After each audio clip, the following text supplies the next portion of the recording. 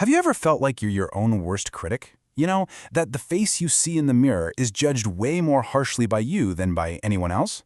Well, today, we're diving into one of the most famous social experiments ever done on self-perception, Dove's Real Beauty Sketches.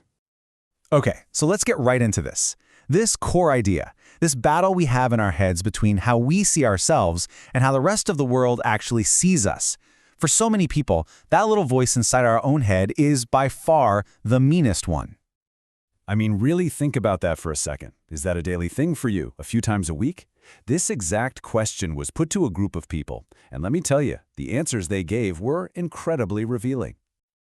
This right here, this just gets to the heart of it, doesn't it? We zoom in on these teeny tiny things we think are flaws, but they're things that are pretty much invisible to everyone else around us. It's like this constant, running commentary for so many of us. And this just nails that huge disconnect. You've got the reality of what your friends see and tell you, and then there's this completely different, much harsher story we're telling ourselves. The two can be just worlds apart. And you know, the important thing to remember is that this isn't some rare, isolated feeling. It's a super widespread phenomenon. And that's exactly what makes the experiment we're about to look at so powerful. It was designed to take this invisible gap and make it totally visible. So how did Dove actually put this idea to the test? Well, they set up this really unique social experiment to dig into that perception gap, using a process that was, honestly, both super simple and incredibly powerful. Okay, the setup here is just fascinating.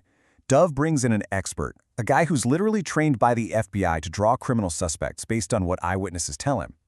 But his job here wasn't to sketch criminals at all. It was to sketch ordinary women. The process was really precise. So first, a woman sits behind a curtain and just describes herself to the artist. He sketches only what he hears.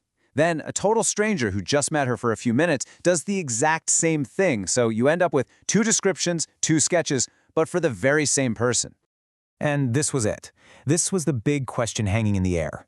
Would the portrait based on her own words even be recognizable when you put it next to the one based on a stranger's more objective point of view? And now for the moment of truth.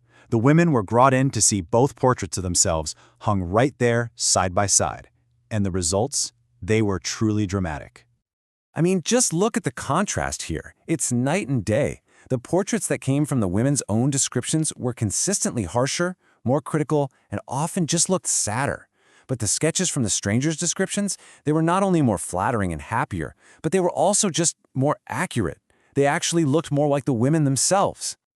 The reactions were just so powerful, you could literally see that moment of realization hitting them, this mix of complete shock and raw emotion.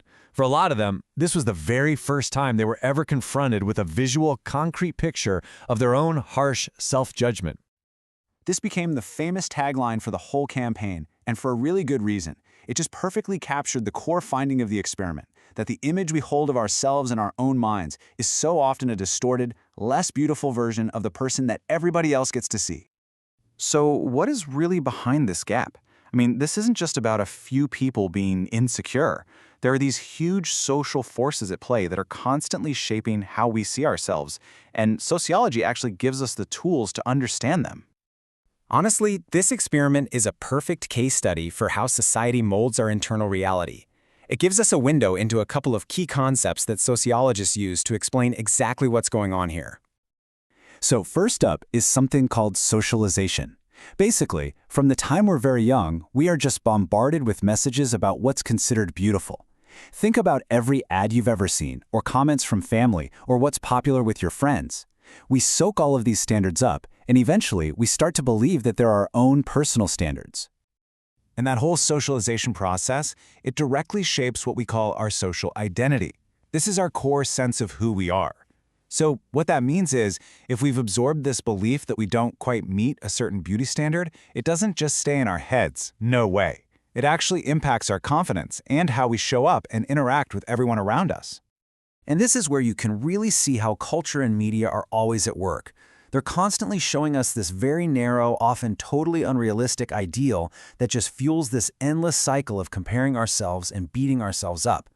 All of a sudden, things we never would have even noticed on our own become these huge flaws, just because we've been taught to see them that way.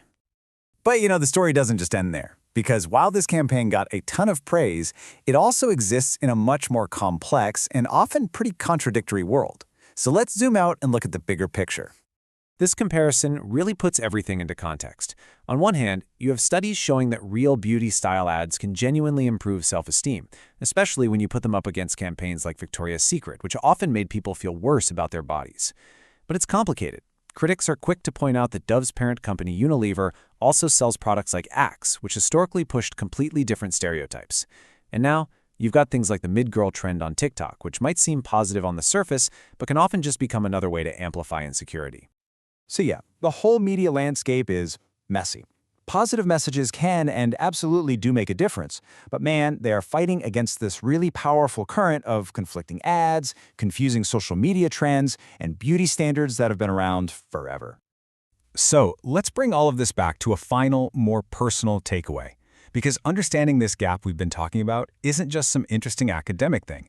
It really has the power to change how we live our lives.